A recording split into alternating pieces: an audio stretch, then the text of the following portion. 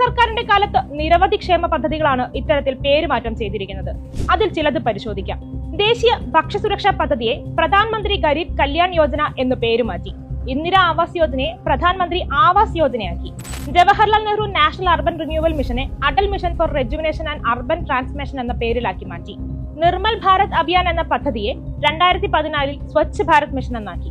National Manufacturing പോളിസിയെ Make in India ആക്കിയും Basic Savings Bank Deposit Account സ്കീമിനെ പ്രധാനമന്ത്രി ജൻധൻ യോജനയാക്കിയും മാറ്റി. തീർന്നില്ല.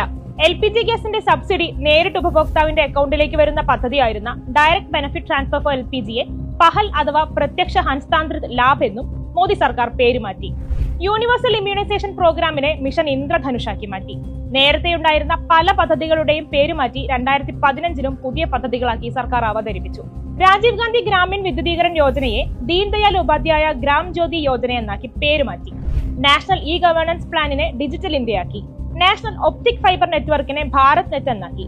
2010 അസംഘടിത മേഖലയ്ക്കായി നൽകി വന്നിരുന്ന സ്വാവലംബൻ സ്കീം പാടെ മാറ്റി അടൽ പെൻഷൻ യോജന എന്നാക്കി. നാഷണൽ മാരിടൈം ഡെവലപ്മെന്റ് പ്രോഗ്രാമിനെ സാഗർമാല പദ്ധതി എന്നും ആക്സിലറേറ്റഡ് ഇറിഗേഷൻ ബെനിഫിറ്റ്സ് പ്രോഗ്രാമിനെ പ്രധാനമന്ത്രി കൃഷി സിഞ്ചായി യോജന എന്നും പേരുമാറ്റി.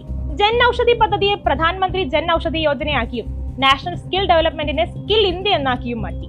നേരത്തെയുണ്ടായിരുന്ന പദ്ധതികളുടെ പേരിൽ നിന്ന് ജവഹർലാൽ നെഹ്റുവും ഇന്ദിരയും രാജീവ് ഗാന്ധിയും ഇപ്പോഴത്തെ ഗാന്ധിജിയും വരെ എടുത്തു മാറ്റപ്പെട്ടിരിക്കുന്നു. പകരം പ്രധാനമന്ത്രി, അടൽ തുടങ്ങിയ പേരുകൾ വന്നു ചേർന്നു.